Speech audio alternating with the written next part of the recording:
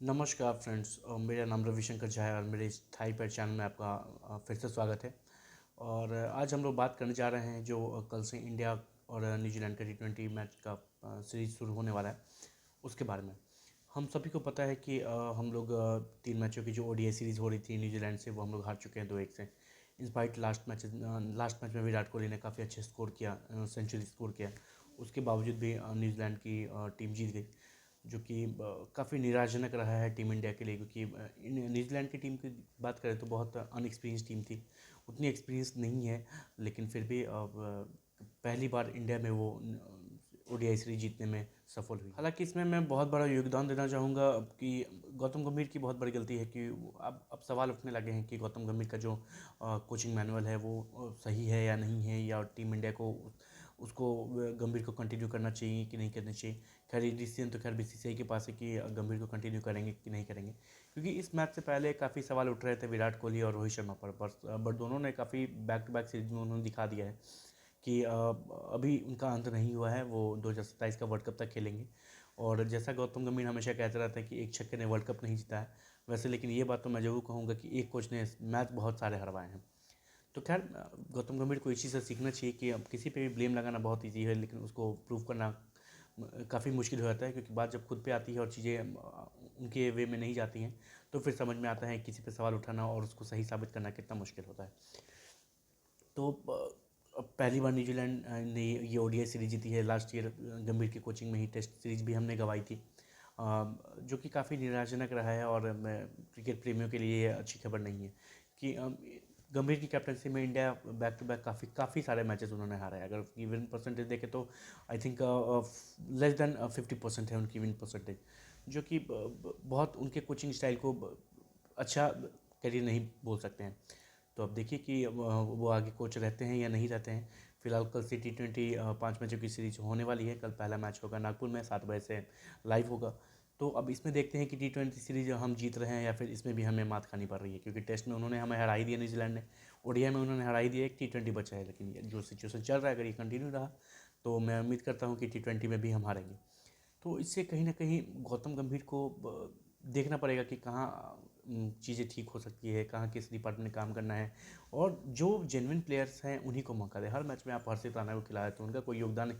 ठीक है, आप 10 मैच खिलाओगे तो एक मैच में बंदा परफॉर्म करेगा ही करेगा, बट दैट मच कंसिस्टेंट उसमें भी अभी तक मुझे नहीं दिखा है। ठीक है, लास्ट ODI में उन्होंने 54 रन की पारी खेली, लेकिन जहाँ तक बॉलिंग के सवाल है, मैं उन्हें अभी नहीं मानता हूँ कि पर्याप्त हैं। और इन्हीं सब डिसीजन की वजह से अब जैसे आयुष बडोनी को उन्होंने ODI मैचेस में पिक किया, अब किस बेसिस पे किया वो पूरा देश को नहीं पता है, किस बेसिस पे उन्होंने आयुष बडोनी को इंक्लूड किया था।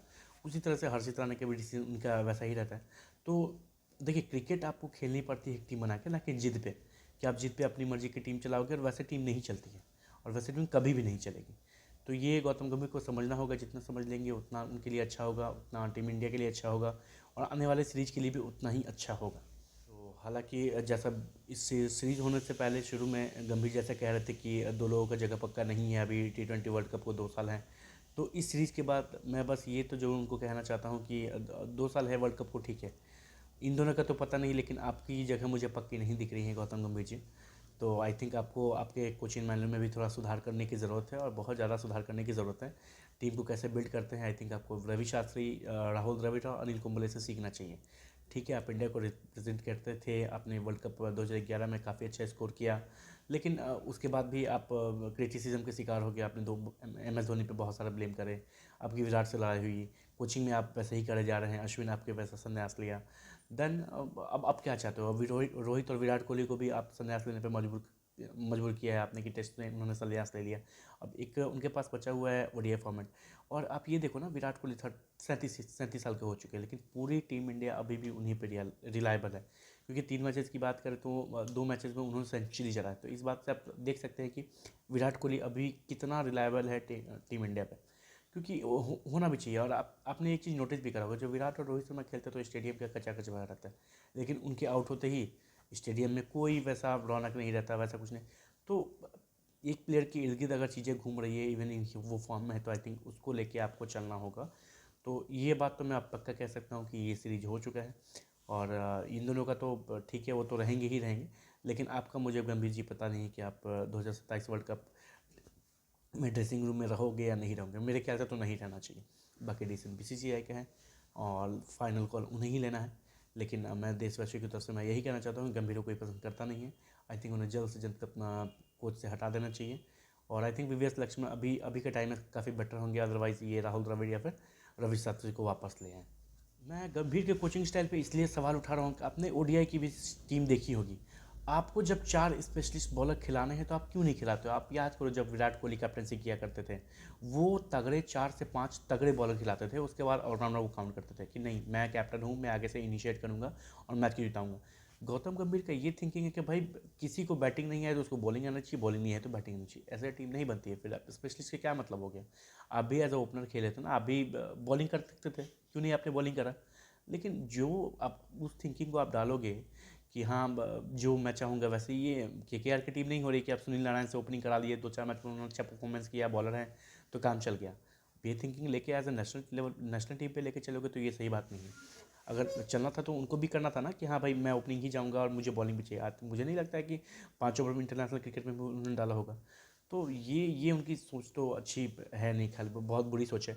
तो मुझे लगता है अब कल से T20 मैचेस शुरू हो रहे हैं तो मैं उम्मीद करूँगा कि जो टीम इंडिया और बीसीसीआई ने जो डिसीजन लिया था टीम बनाने में ओडीआई में, तो वो T20 बना कर तगड़े 4 बॉलर तो स्पेशलिस्ट उनको खिलाना ही खिलाना है, क्योंकि न्यूजीलैंड की टीम कमज़ोर नहीं है और T20 में टीम और भी मजबूत हो जाती है, क्योंकि बहुत शांत रहती है न्यूजीलैंड की टीम, लेकिन जब अटैकिंग पे आती है तो बहुत अच्छी अटैकिंग करती है। तो देखिए कल से मैच शुरू होने वाला है 5 बजे की सीरीज। सूर्य कुमार यादव कैप्टन होंगे, ईशान किशन की वापसी हुई है और मेरा बेस्ट 11 कुछ इस प्रकार से होगा कि संजू सैमसन ओपन करें, अभिषेक शर्मा उनका साथ देंगे, नंबर 3 पे सूर्य कुमार यादव आएंगे, 4 नंबर पे अय्यर को आना चाहिए, देन 5 पे आपके आएंगे हार्दिक पांड्या, 6 पे आप रखो रिंकू सिंह या फिर आप शिवम दुबे में से किसी एक को रख सकते हो, 7 नंबर पे आपके होंगे अक्षर पटेल, 8 पे आप हर्षित राणा को खिला सकते हो, 9 नंबर पे आएंगे आपके पास जसप्रीत बुमराह, 10 नंबर पे वरुण चक्रवर्ती और 11 पे अर्शदीप। तो इसमें क्या है ना, इस कॉम्बिनेशन में आप ये चीज़ देखो कि आपके पास टॉप लाइनअप, टॉप ऑर्डर में बहुत अच्छे बैट्समैन हैं, अभिषेक शर्मा और संजू सैमसन। पता है आपको अगर कोई भी चल गया तो उनका बॉलर का फिर क्या होना है मुझे नहीं पता। सूर्य कुमार यादव फॉर्म में नहीं चल रहे हैं, लेकिन ठीक है, अभी उनको टाइम है और T20 वर्ल्ड कप से अभी 5 मैच है उनके पास, तो T20 वर्ल्ड कप से पहले वो फॉर्म में आने की कोशिश करेंगे। नंबर 4 पे श्रेयस अय्यर आ चुके हैं तो और फॉर्म में भी हैं, चोट से इंजरी हुई थी उनकी, ओडीआई में अच्छा परफॉर्मेंस उन्होंने किया है और अब उनकी T20 में भी वापसी हुई, क्योंकि तिलक वर्मा चोटिल हो चुके हैं, वो T20 सीरीज़ से बाहर हो चुके हैं और वर्ल्ड कप पे भी उनका क्वेश्चन मार्क लगा हुआ है, तो उनके रिप्लेसमेंट पे श्रेयस अय्यर को इंक्लूड किया गया है। लेकिन मुझे बुरा लग रहा है ईशान किशन के लिए, क्योंकि अगर श्रेयस अय्यर को इंक्लूड किया गया है 5 मैचों की सीरीज़ में, तो आई थिंक ईशान किशन के वो ऊपर ही खेलेंगे। तो अगर ईशान किशन खेलेंगे तो श्रेयस अय्यर को बैठना होगा, लेकिन ऐसा दिखता हुआ नहीं लग रहा है। हालांकि आज प्रेस कॉन्फ्रेंस में सूर्य कुमार यादव ने बोला है कि नंबर 3 पे मैं उसे ईशान किशन को भेजूंगा।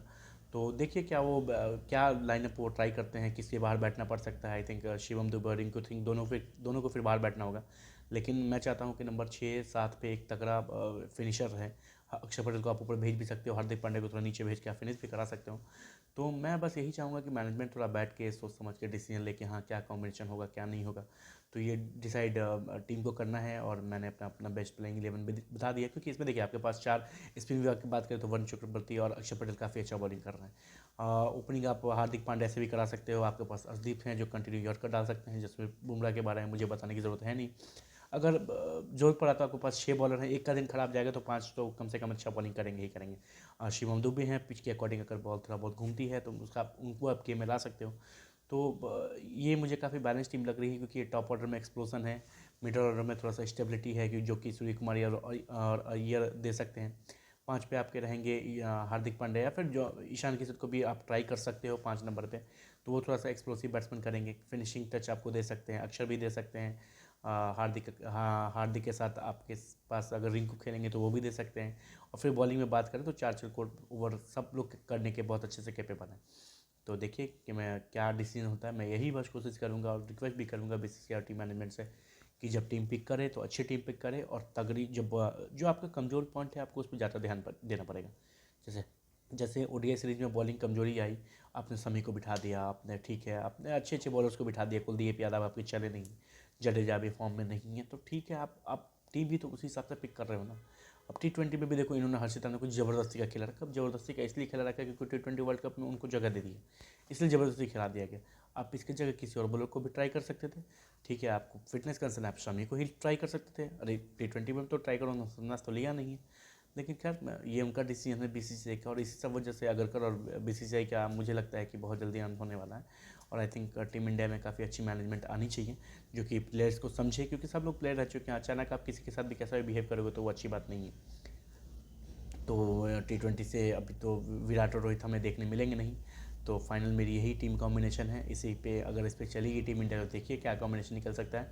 अगर इससे भी अच्छी कोई प्लेइंग 11 अगर है आपके पास तो आप मुझे कमेंट कर सकते हैं। तो चलिए कल का मैच देखते हैं, एंजॉय करते हैं। मैं आपको मिलेंगे कल बाकी के कल मैच के ऑब्जेक्ट्स लेके। आज के लिए बस इतना ही। जय हिंद, जय भारत।